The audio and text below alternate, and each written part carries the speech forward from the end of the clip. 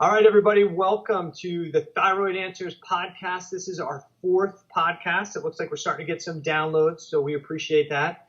If you have the opportunity to go to iTunes and give us a thumbs up or give us a good rating on our podcast, that'd be really helpful for us to get the message out. And please share the podcast with friends, family, and acquaintances so we can help more people understand why they have hypothyroid symptoms or thyroid challenges, even though their labs may be normal or they're on medication and their doctor says, hey, everything's great.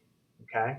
So with me today is my co-host, Dr. Erica Riggleman, as usual. And we are going to talk today about the connection between hypothyroidism and weight struggles. There's so many men, women, people that have either been diagnosed with hypothyroidism, been put on thyroid medications, and yet still struggle to lose weight or to get to a manageable weight, or they've starved themselves with the shake of the month routine that they eat. They do a shake for breakfast, a shake for lunch, and a very small portion for dinner, and they lose weight, and then they gain all of that back and more over time, right? Absolutely. So it's a major frustration. So what we want to do today is talk about that connection between weight challenges and thyroid hormone. Go over a couple things that are known to really cause decrease in metabolism, and then some take-home strategies for people so that they can start doing some basic things to start to help with healthier metabolism. And that's really what it comes down to, right? Absolutely. If I ask you, Dr. Erica, is it about weight loss? Is that really what it's about? Or is it about something really about healthy weight? I mean, it's more about getting to an optimal state of health. I mean, that's the biggest complaint that comes in, that they want to see it. I mean, it's a physical appearance. I mean, people want to look good. They want to feel good. They want other people to notice that they look good. So when it comes to anything, people are always, I hate to say it, superficial. They want to look good versus feeling good. That usually it ranks a little bit higher. So weight loss is the big thing that patients coming into me, and they could care less about, their fatigue. They just want to lose weight. So I have to kind of take them back and make them understand that there's a reason why they're gaining weight. Weight gain is a sign that something in the body is not working right, and that we want to figure out what it actually is. So thyroid function directly impacts weight. I mean, it's the big thing that stimulates the metabolism. I mean, that controls metabolic rate. If you're not getting thyroid hormone inside the cell, your metabolism is just going to be in the tanker. Right. So when we talk about metabolism, that's the kind of all the chemical reactions that go on in the body, right? Yep. And that's when we talk about metabolism and weight, and we talk about basal metabolic rate, right? Which is essentially when a person's at rest, how much calories or how much energy do they utilize or burn? Mm-hmm. And somebody's BMR, their basal metabolic rate, the lower it is, the slower the burn. Mm-hmm. The higher it is, the more calories, the more fuel they burn. And so the same two people eating the same amount of calories, right? The same food intake. If it was the same exact food, same exact calories, if one person had a slower metabolic rate, they put on more weight because they're not going to consume all those calories. If you put calories into the body and you don't utilize those calories, they're going to get stored. Now, it's not as simple as that, but essentially we put fuel in, the body burns what it needs, stores a lot of what it doesn't need, right? Absolutely. I mean, it's big when patients have to understand is that, it's not calorie in, calorie out anymore. I mean, maybe 10, 15 years ago, that was the big belief, is that you just count calories. As long as you stayed under that number, you were going to lose weight. Or if you went over it, you were going to gain weight. Well, there's so many other, hormones and chemical pathways and different things that play into this that it's just not that simple, anymore. Right. So it's beneficial for a lot of people to eat less calories than we consume as a general rule in the U.S. Yeah, absolutely. We supersize stuff and we consume more calories than we need. But if somebody's you're doing a good job. If they're female, they're somewhere between 1,800 and 21 calories a day, and they're still gaining weight. They can't maintain a healthy weight. There's a problem with that metabolism. And thyroid hormone plays a huge role in cellular metabolism. And for a lot of people, when they go to the doctor and they're struggling with weight issues, they Google on the web and they say, I got, not only do I have this weight challenge, and I keep gaining weight back, and I can't lose weight, I can't maintain a healthier weight. Then they have the other symptoms that are associated with hypothyroidism. They go to their doctor, and the doctor may say, there's nothing wrong with you. You just need to eat less and exercise more. Yep.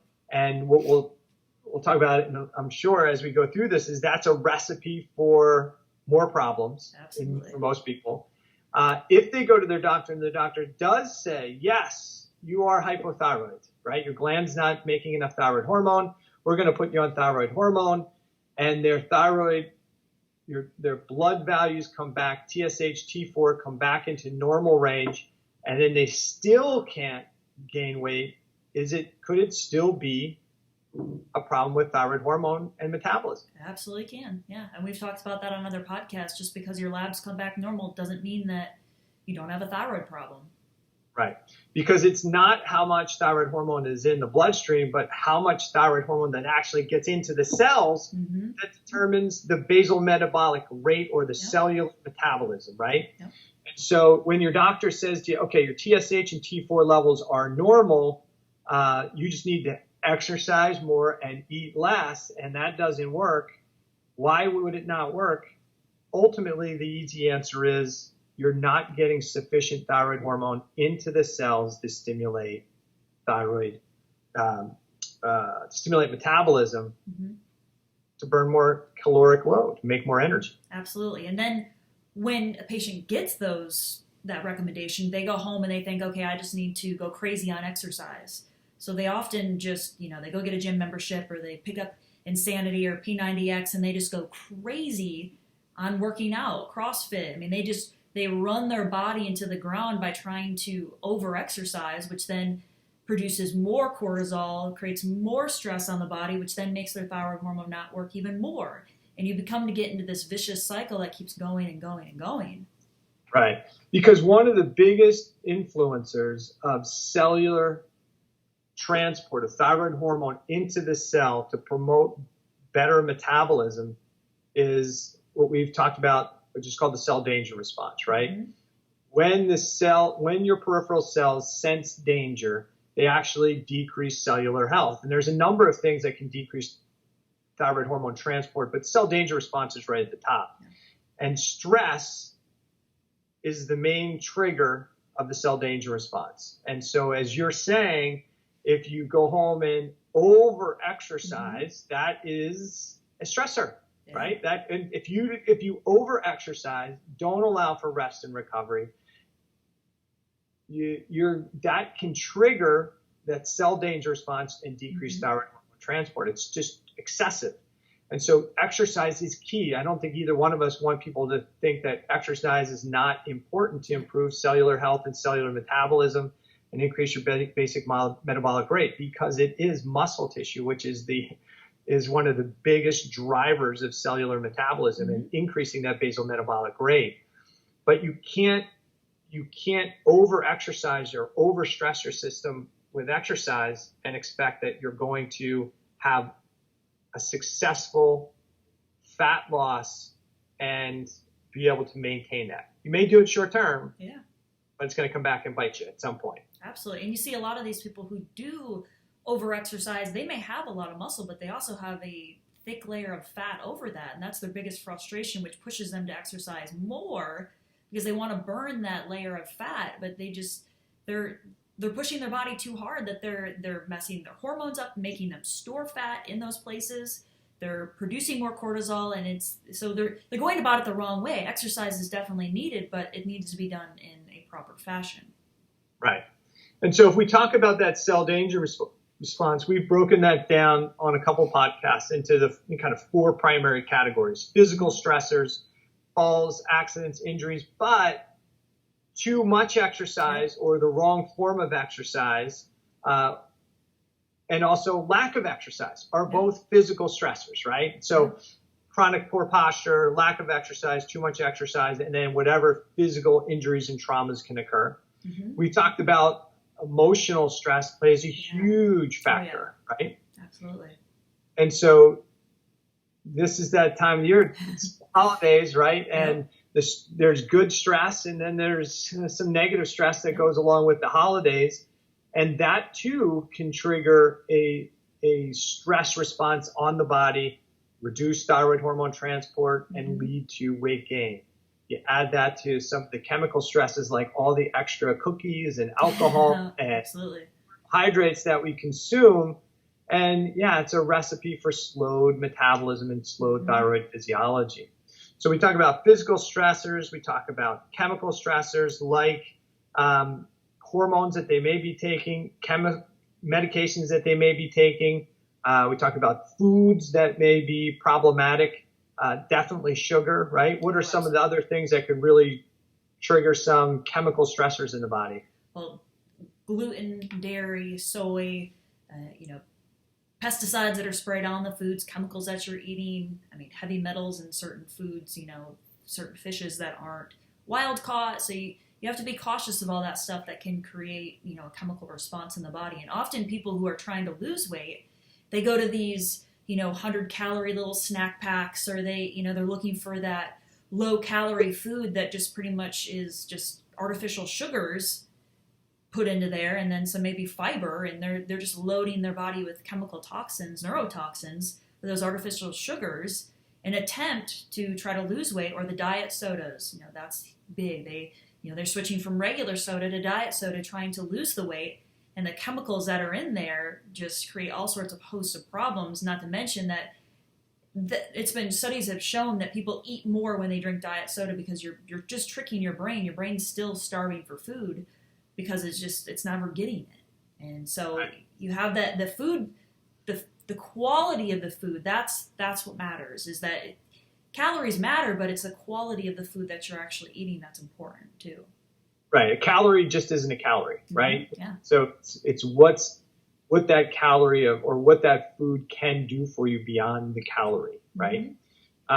What's your thought process on the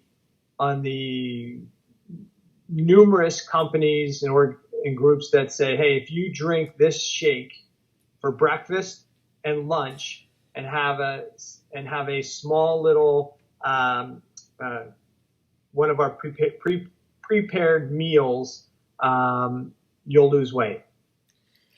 It works for some people, but is it long term? Probably not. I mean, that's the hard thing. It works for some people, but other people, it's making them more sick because, one, they probably aren't, getting all the nutrients that they need in there. A lot of those shakes have tons of sugar in there, or artificial sugars, I've found. And then you're focusing more on, a lot of them people are drinking those so quickly that you're never stimulating digestion, which puts more stress on the body. And I mean, I personally don't recommend them to people. Yeah, there's a time and a place for if you're on the go and you want to have that once in a while, but to do it all day, ever to do these 21-day shake challenges that you're drinking it all day, every day, I have to question if it's really going to work, and is it just driving you further into hypothyroidism? Yeah, I think the thought process is we're going to give you a bunch of vitamins and nutrients in a shake. We're going to really drastically cut back your caloric load. So if we cut calories at 2 meals per day, and then we give you a whole food, we recommend a whole food meal, or we give you a prepackaged some form of whole food meal, person will lose weight because they're eating probably 500 to 600 calories less per day, maybe more, some of these programs, and they're going to lose weight. And the reality is some of them may lose weight, right? They will. If you put less calories in, the body is at some point, it's going to start to just burn up muscle tissue, consume the calories it needs by depleting it from the body. The problem is that ultimately the starvation diets or the calorie depletion diets have really shown to be a major cause of stress on the cellular system and a major trigger of decreased thyroid hormone transport. So if you want a way to really screw up your thyroid physiology, do a bunch of diets. I mean, that is a really quick, fast way to change your metabolic rate, really lower your basal metabolic rate, promote more fat storage over time, and to screw up thyroid physiology. So I really don't recommend it, even though people will come in and say, hey, I did the shake. I've been doing this for a week or 2 weeks and I've lost weight. My argument to most of them would be, if you just ate better food for those 2 weeks and cut out the carbohydrates, the soda, all the junk food you gave up anyway, you'd probably have had the same result. Because we see it in our office. We don't cut people intake down. I know for the most part, I tell them you can eat as much as you want. It just has to be real healthy food, real foods, right? Not packaged stuff. And eat as much as you want till you feel satisfied. Because I want them to get the idea that, man, if I eat real food, I don't need to eat as much because I feel satisfied much faster, right? They wind up eating less but better quality, and they lose weight because they're just not putting all the junk into the system. And it's easier to maintain once they do that. Absolutely. So I'm not a big proponent of that, although this is the time of year where guaranteed everybody's going to be looking for, okay, my New Year's resolution is to drop 30 pounds in the next 2 months or 3 months. And if they do calorie restriction type dieting and heavy workout, they may lose some weight, but more than likely they'll show up in your office or my office in 8 months with screwed up thyroid physiology and all their weight gain back. And some. They'll usually have put 10 extra pounds on. I also want to point out is that when they go on these shakes and they're losing massive amounts of weight in a short period of time on the starvation diet, they're losing a lot of muscle versus fat tissue. And that's a huge, you had said that the muscle is big for increasing metabolism, but not losing fat and having a higher percentage of fat in your body also releases chemical mediators that just increases inflammation, which also can make your joints hurt, make other things. And then if you have Hashimoto's autoimmune issues, you can just be making your autoimmune issues 10 times worse by, losing the protein or losing muscle versus losing the actual fat tissue itself. Yep. So obesity is associated with decreased thyroid transport. Inflammation is associated with decreased transport. So everything you said are all things that either make a glandular problem worse or the transport mechanisms worse. And I know that people will look on the internet and maybe think, I'm going to do one of those weight calculator things where they say if you put your weight, your height in, and if you eat, it usually comes out to somewhere around 500 calories less per day, you'll lose a pound a week. And if that was just how it worked, right? That means if you were a 5'3", 140-pound woman, and you just ate 500 calories less per day, and that you would lose a pound every week. That means that at the end of a year, you'd weigh 88 pounds, right? And at the end of 2 years, you'd weigh 36 pounds. It doesn't work that way. Yeah, it doesn't.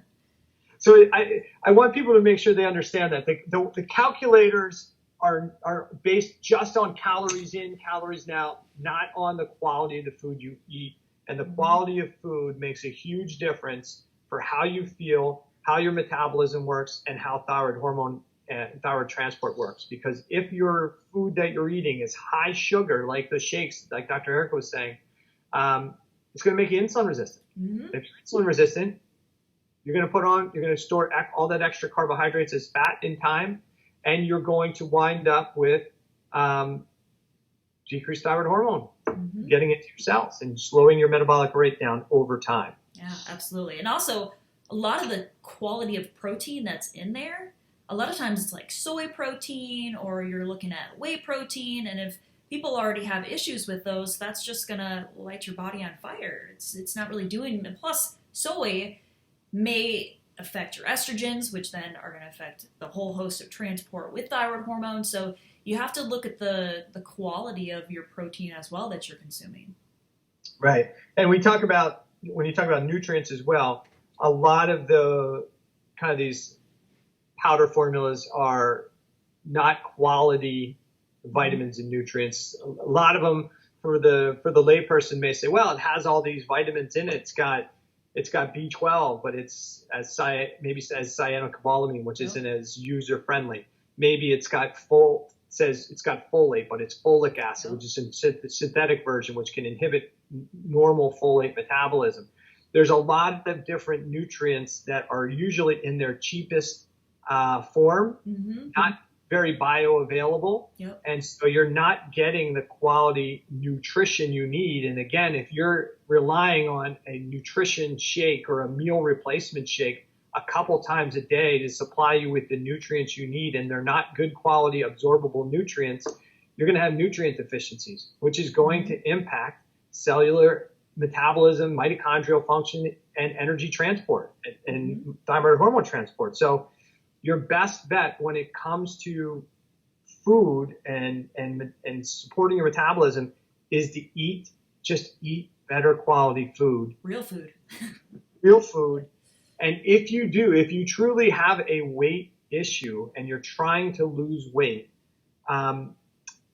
dieting doesn't work well long term, but there is something, and I know that you're really familiar with this, Dr. Erica, which is called intermittent fasting. Absolutely. Right? So why don't you give people a little idea or concept on what intermittent fasting is and how that might help them help their thyroid physiology and how it might help them with getting to a healthier weight. Well, intermittent fasting, fasting has been around for many years, especially in the religious realm, but when you restrict your caloric intake to a certain hours of the day, specifically usually like a 8 to 10 hour window where you're kind of squishing it, you're kind of letting your body rest. And studies have shown that fasting for whether it's even a 12-hour period allows your body to rest, kind of digest. It can reset your insulin resistance if you're having any of that, really reduces inflammation. And going more on like a ketogenic diet, low carb, your body then becomes more able to burn fat than it is to burn the carbohydrates. So what you have to realize is in your body, if you want to burn fat, your body needs to know how to burn fat. So by going more on a ketogenic, doing intermittent fasting, you're allowing your body to then burn some of that excess fat, but you're still getting all your caloric intake in, so you're not going into that starvation mode. So I've found that to be not only in my own life, but also in my patient's life, just tremendous for helping to reset the metabolism, allowing their body to kind of rest, reduce inflammation. And it's pretty powerful if you can get people to do it. When you say fasting, people often go, oh, I can't do that. I need my food. I go, they get hangry. So those are things that, you're insulin resistant, and that's why you can't. It's going to take you a little bit of time to get into that phase where your body actually can burn fat. But once you get there, it's a sweet spot. You feel really good. So when we talk about intermittent fasting is this idea where we eat maybe 2 meals a day within an 8 to 10 hour window. And then we've got this longer period where we don't eat. And then our body's not having to work on digestion, and any of the extra caloric need it needs during that longer window, it's going to break down what to get the energy it needs. Well, it's going to break down excess fats that are in the system. Your body will then start to mobilize fats. It also breaks down just different things that are, proteins that may be laying around in the digestive tract, like undigested, gluten proteins, whatever proteins it may be in the body. They even say that in the brain, your body will actually start to break down protein tangles, often things that can cause Alzheimer's. So, a big treatment recommendation right now is for Alzheimer's is ketones, which is it's a fat molecule that your body will then burn when you get into ketosis. So, your body will use excess fat stores to burn that when you're in those fasting. Mainly what I do, and I do this, multiple times a week, where I'll eat dinner, and then I won't eat again until the next day at lunch. That is my fasting period.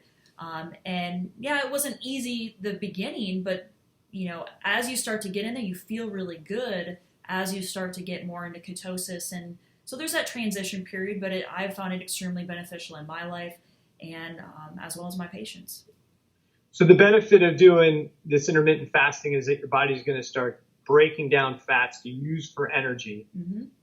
We call it ketosis or a ketogenic or keto adapted diet because the liver will convert some of those fats into ketones, which is really what your brain will run on. Oh yeah, absolutely. It's a clean fuel. So when you burn sugar or carbohydrates as fuel, you get a byproduct. It's a bad source of fuel. You have all these byproducts that it's like putting terrible fuel in your car. You're going to have byproducts that come off. Ketones are a clean fuel. You're not going to have all those things that your body then has to deal with to get rid of. So it's a clean fuel, and it's good. It really is.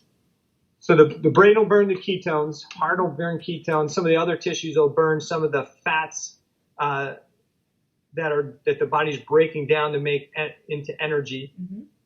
Body doesn't necessarily need to be running specifically on glucose, but a lot of people who eat a lot of sugar, mm-hmm. eat a lot of carbohydrates, and try and do an intermittent fast may get that hangry sensation because the body's used to only eating sugar mm-hmm. as a primary fuel source. And so they may be the person who's looking for food within the first hour or two after their meal, like, hey, I need some sugar. Mm-hmm. So they could go through a little phase where it's tough to kind of, their body's trying to adapt. But it usually takes, what would you say, about 2 weeks for somebody to really get adapted to burning more fats as they cut their carbohydrate load down? I would say, yeah. And then if you're doing the intermittent fasting with a ketogenic type of diet, you can get into ketosis a lot faster. So you're bypassing that a lot easier. I mean, some people say that you can do like a 24-hour water fast, and that gets you, past that kind of stage even quicker. So there is a transition period that you'll have to kind of get over and deal with. The people around you may not like you, but you've got to, once you get there, you can stay there pretty easily. So one of the things that we're tying into hypothyroidism with weight, one of the benefits of doing the intermittent fasting and maybe a ketogenic type diet is that the body is running more on fats and mm-hmm. fat-fueled molecules and fat-fueled energy. And the benefit to that for somebody who's got cellular hypothyroidism is you don't have a spike of insulin. Mm-hmm. And insulin resistance is one of the things that will decrease thyroid hormone transport. That insulin resistance also and high sugar has a tendency to drive elevated cortisol levels as well. And it's the elevation of cortisol that can actually inhibit thyroid transport directly, and the insulin resistance as well, and the inflammation those things create. So definitely from how do I improve my cellular metabolism, reducing the carbohydrates, reducing the processed food is a great way to start, help your basal metabolic rate go up and help start losing fat-based weight, right? We don't want to just lose weight. We want to lose excess fat. Mm-hmm. Yeah. So let's talk a little bit about exercise as a good thing, a bad thing for people mm-hmm. to improve their thyroid hormone transport and their metabolic rate. What would you give as advice to most of the listeners as to how you can use exercise to benefit you and maybe how you might be using exercise to create more of a problem? Yeah, absolutely. I mean, exercise, like we've talked about, is important, but you want to be doing the right exercise. So you don't want to be overdoing it. So things, you want to stay within, listen to your body. I mean, if your body's telling you that you're exhausted and tired and you feel fatigued, don't keep pushing yourself. Maybe you need to take the day off. Starting with light stuff. I mean, I know that you're a big proponent of, staying in that target heart rate. And that can use that as a guide so that you're not overly stressing your body. But you do want to be building muscle, but not overly lifting weight. So I know that you're big into the target heart rate. So do you want to explain a little bit to our listeners about what that target heart rate and how you can utilize that to stay in your sweet zone? Yeah, so I think one of the big things for a lot of people who are trying to lose weight is they think they're going to go do cardio. Cardio helps you burn fat. And if they do a bunch of cardio and start running, they're going to be, they're going to lose their weight real fast. And what most people realize pretty quickly is when they do cardio and they're running, they don't lose much weight. And they're running and their joints ache and their joints hurt, but they're really not losing the weight they thought they should be losing. And the big reason for that is that most people are not training or doing their cardio isn't aerobic. Okay, so they're running in what's called the anaerobic state, and they're not going hard enough where they're getting maximum anaerobic improvement, and they're too fast to have an aerobic environment. So what we really want people to do, if you're going to aerobically exercise and you want to increase your cardio part of your exercise, what you're trying to do is make yourself more efficient at burning fat. You're not going to lose a lot of weight doing running. I mean, you're just not going to lose a lot of weight because you're going to lose muscle masses depending on how much running you actually do. You don't typically see endurance athletes as these big, muscular, hulking guys. You usually see those or guys or gals, you usually see the sprinter type people that have bigger muscle mass and potentially a much higher metabolic rate. So what my recommendation for most people who are trying to get to a healthier weight and want to use exercise, especially what we call cardio exercise, like running or biking or elliptical machine or a rower, is to start and train within your aerobic range. Now, what does that mean? That means that you want your heart rate to stay at a rate that you can burn fat while you're exercising as a primary fuel source.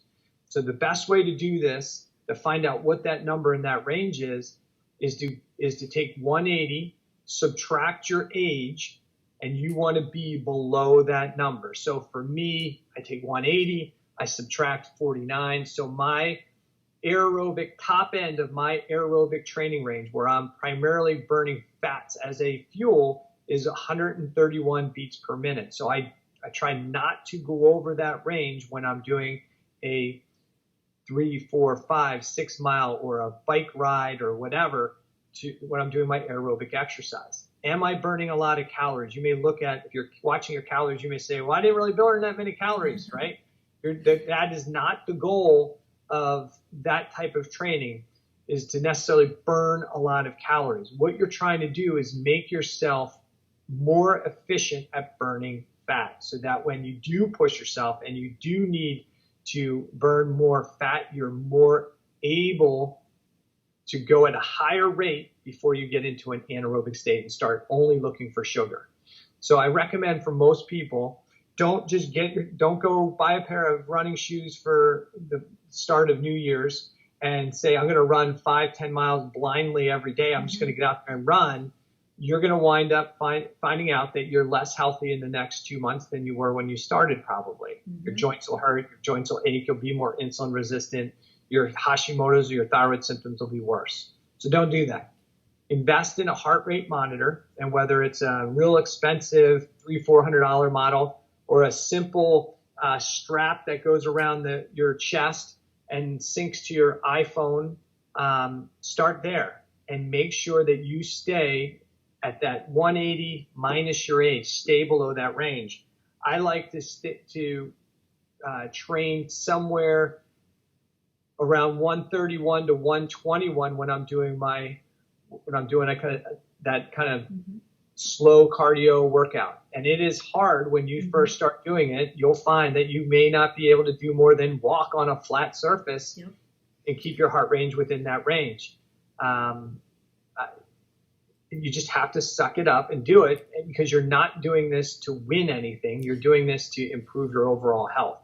Absolutely. When we talked a few months ago, and I actually went out and bought a heart rate monitor, and when I started doing it, I was very surprised how quickly I reached my number, and was like, oh gosh, I got to slow it down. And how many patients go out there and they turn that treadmill all the way up to like 8 or 9, and they're just sprinting on there for a mile or two, and their heart rate's probably like 200. They're probably way over what they should be. And right. it's part of that is that somebody might argue with you and say, well, in sprints should be good, right? Sprints and short, intense, like what they call high intensity interval training is very good because you're maxing out your heart rate for very short periods of time, but you're not doing that for an hour, right? You're not doing an excessive training. Most people, if they just went out and ran to feel like they had a good workout, are probably pegging their heart rate set 170, 180, and they are in an anaerobic range where they're going to be breaking muscle tissue down to make energy because it's fast, it's quick, it's not clean, it's not efficient, but that's what they're going to do to make energy. And because they're just driving their body on sugar, they're going to come back and have the craving like, now I'm hungry, I got to eat something. And, since I just ran, now I can afford to have that carbohydrate, the Pop-Tart or the protein bar or that's loaded with sugar or something. When you train and you train at that in that aerobic range and you really do stay there, you come back, you may not feel like you really exhausted yourself in that cardio workout, but again, that's not the focus of that workout. But you probably won't have the cravings, and you're making yourself more efficient at burning fuel, especially fat as fuel, when you're just sitting at your desk or you're just working around the house. You're going to start to become more efficient at burning fat, just doing it regular everyday activities. Your basal metabolic rate can go up just doing that, right? Absolutely. And so I would say to most people, if you need to start somewhere, start with that. Start working with a heart rate monitor. Dr. Phil Maffetone is a researcher and physician who's documented all of this stuff really well. He trains endurance athletes. You don't have to be an endurance athlete to start training aerobically the right way, but this is the right way to start so that you get a benefit. Once you're pretty consistent, you can actually jog and run and still maintain that heart rate. Then I think you really can start doing, then if you want to do some sprints once or twice a week is probably fine, but that should not be an hour workout. That's probably a 5-10 minute warm up, 5-10 minutes of intense cardio, like that sprint or high intensity, and then a cool down and you're done. You don't need to do long durations of that. Absolutely. And the other thing I would point out is if you're doing everything that we just talked about, the diet part of it, you're eating clean, you're not over exercising, but you're still, you're targeting that heart rate and you're still struggling to lose weight, there's probably something that's missing. There's a puzzle piece that's just not there. Finding a practitioner that may help uncover what's really going on is probably a good idea at that point. You can take all these tricks and tools and try them on your own, but if it's not working, you need to seek the help of somebody that can help you in that direction. Right. But these are definitely things they can do. They can eat better. They can eat right. They can try intermittent fasting. They can shift to a more ketogenic, low-carb diet. They can do low heart rate-based aerobic training. They could do a periodic sprint or high interval training. They definitely need to strength train. They probably don't need to be joining a CrossFit gym at the start of the year and doing CrossFit 6 or 7 days a week. Strength training is really important because it builds some lean muscle mass, but I think you already hinted towards that. Strength training is really good. Get a trainer to work with that's understanding. Your strength training in the beginning should probably be once, twice, maybe max 3 times a week, depending on how your strength training is set up. Because while strength training is really good, if you strength train same body parts and beat them up every day and don't allow good recovery, that is just more stress and more inflammation, more damage to the tissue. So the strength training done right maybe only needs to be done once or twice a week in this early phase of trying to get your health back. I agree. You get yourself physically fit. I know, Erica, you love to work out and do strength training, and your body's more adapted to be able to handle it maybe a little bit more frequently. but you're also probably doing a kind of a mix of things. You're not doing the same exercises and beating up the same body parts every day. Oh, I'm sure you're allowing for recovery, right? Mm-hmm. Yeah, I mean, absolutely. I mean, I only do weight training 3 times a week, and I only hit a body part once a week.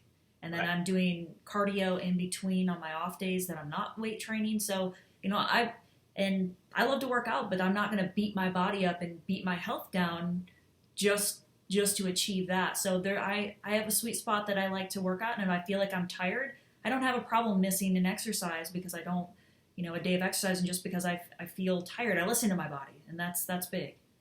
Right. And so we talk about exercise, talk about cardio, strength training, we talk about food and how to do that. There's 2 other big things that potentially can create some issues with weight, especially men, but especially women. One of those biggies is estrogen, right? Yep. So if a woman's, one of the things that can lead to changes in metabolism, changes in thyroid physiology is estrogen. Mm-hmm. I think you hinted on this earlier. How does estrogen impact thyroid hormone and metabolism? I mean, the big thing is transport, because it's going to, those receptors, you've got a competing thing with the estrogens versus the thyroid hormone. So if you have increased estrogens, you're also going to have issues with the binding and the delivery to the actual cell itself. And this goes along with if you're eating soy, whether you're on birth control, if you have insulin resistance, you're going to make more estrogens. So yeah, it definitely impacts the way that your thyroid function happens. And when we talk about estrogen, so the estrogen issue could be because of the foods we're eating. Mm-hmm. The estrogen issues could be because we're taking birth control or some type of hormone. We could have elevated estrogen levels because of things like gut infections, right? So if you have bacterial overgrowth in the GI tract that you may or may not even know you have going on, some of the bacteria will actually produce enzymes that actually cause the estrogen that was being dumped into the GI tract to be detoxed and cleared out and go out in your stool to be recycled right back into the system and create estrogen dominance. Mm-hmm. So if somebody tells you have estrogen dominance, or you've got the chest, you got hips, and you're putting weight on almost like if you were pregnant, it could be an estrogen issue. And we have to consider, if you're taking a hormone or birth control pill, you need to consider that. If you've got gut problems, it's probably worth you going and finding out, do you have an intestinal dysbiosis going on that needs to be addressed? Because bacteria could be creating that estrogen dominance. Mm-hmm. If somebody's got a problem with bile physiology or their gallbladder's been removed, that can have a major impact on causing them to have excessive estrogen as well, because they just can't detox or clear the estrogens if they don't have healthy bile physiology. And if they're taking those shakes 2 or 3 times a day and they're getting poor quality B vitamins especially, their body's ability to methylate or which is part of that detoxification process, it's not going to be as efficient, and they're going to wind up having more circulating estrogens as well. Mm-hmm. It will slow down thyroid physiology, and it'll slow down basal metabolic rate, and it'll lead to chronic weight, right? Mm-hmm. The other thing we have to consider too, and that's one of the reasons we say eat more real food, and especially organic food, is the hormones in our foods. Yeah, right? Absolutely. A lot of animals, cows, are fed hormones to fatten them up so that they can produce a lot of milk and to get more growth out of them. And unfortunately, those hormones get passed on to those who eat them or consume their products. So we can have more challenges just from the foods we eat. So cleaner quality foods are really important. And right? And water too, because they say that a lot of most tap water has birth control particles in there, so you're getting hormones in there as well. So definitely want to be filtering your tap water. Don't want to be drinking that. We want to eliminate any sort of excess hormones that may be getting in your body.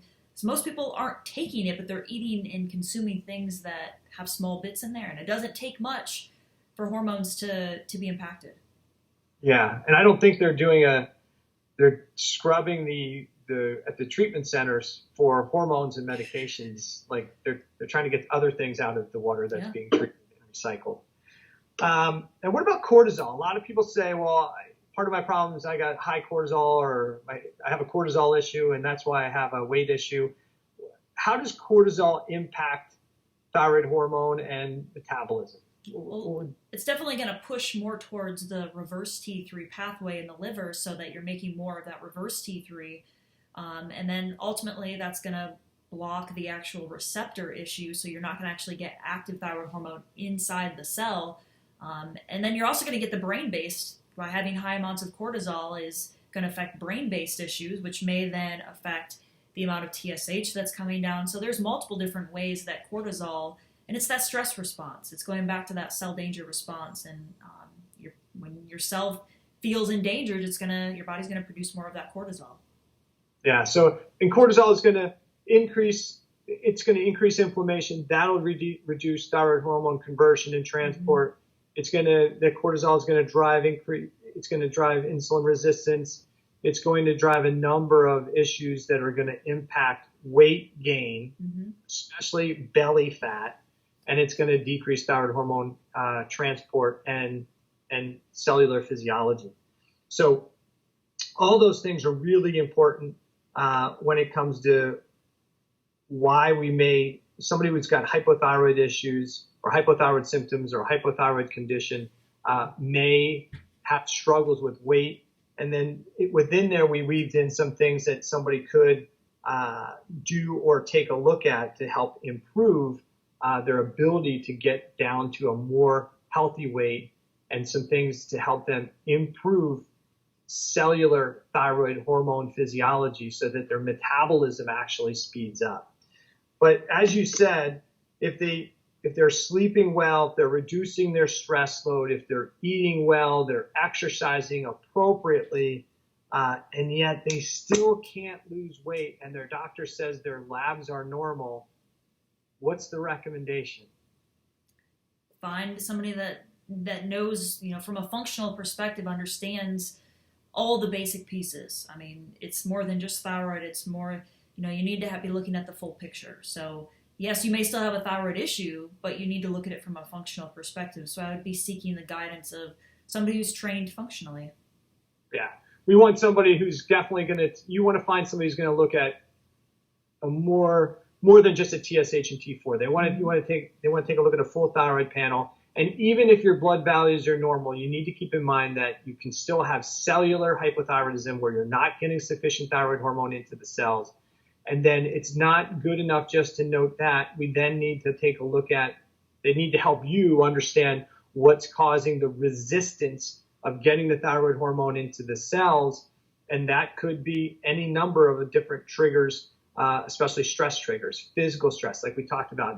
In an effort to try and lose weight, you're exercising inappropriately, or you're over-exercising, or it could be you're just not exercising at all. It could be that what you're putting into your body from a chemistry standpoint in an effort to lose weight is a stress in itself, which is causing the problem. It could be that you've got some type of chronic infection or insulin resistance going on that if your doctor doesn't run a comprehensive blood work, doesn't see it. Or it could be a toxicity issue. And it's very rare that any GP practitioner is going to look at toxicity issues as a prime driver of why you are overweight. They're just going to look at you, most people, and say, as long as the blood values look within the lab range, then you are just eating too much and not exercising enough. And if you commit to those two things, you're going to have to lose weight. And it's just a calories number. It's a calories issue. And it just isn't a calories issue. It's just not those two things. So if you do a lot of the right things and you're still not seeing the results you want, don't go on a super calorie restricted diet. You've probably already done it anyway and it hasn't worked. Seek out somebody like Dr. Erica or myself or another functional medicine practitioner who's in your area, and have them evaluate you from a functional standpoint and look for these things that may be causing the cellular resistance. It's not probably going to be evident on just regular blood panels. So somebody's going to have to take the time, look at your history thoroughly, dig into the lab work maybe that you've already had done, order some new lab work, especially functionally based lab works like organic acids and amino acid testing, and hormone panels may be important, like the Dutch test.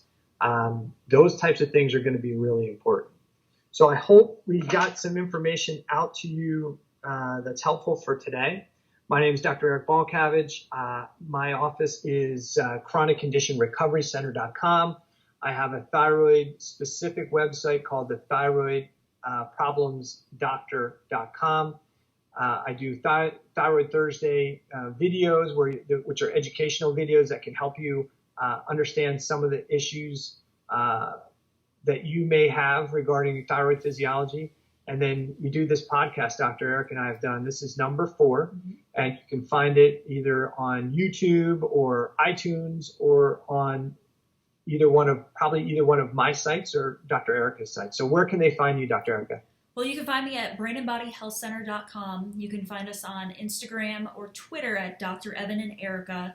And we also have a YouTube channel that you can search for us there.